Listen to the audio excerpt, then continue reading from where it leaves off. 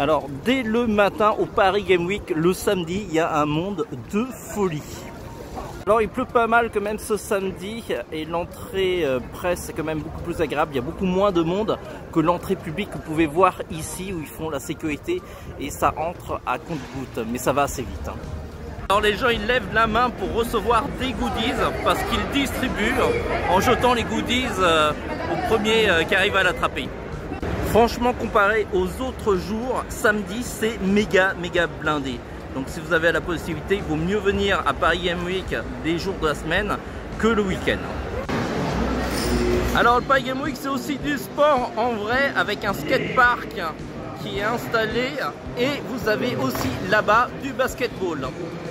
De Red Bull, lorsqu'on fait des activités, on récupère un jeton qui nous permet d'avoir une canette de Red Bull, histoire d'avoir de l'énergie pour la journée.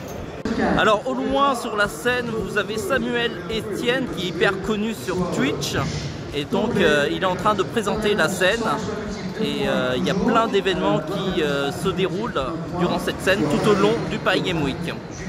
Franchement, il y a un monde de dingue au Paris Game Week. Alors, je vous montre un petit peu les coulisses d'un journaliste. Là, nous sommes à la salle presse du Paris Game Week. Alors, à notre disposition, on a des ordinateurs, une imprimante et aussi une machine à café. Et je peux vous dire que c'est hyper précieux pour pouvoir être un petit peu éveillé. Voilà, ma journée à Paris Game Week s'achève. Et il y a encore pas mal de stands sur lesquels je pourrais encore jouer, comme par exemple le stand de Flipper tout au fond.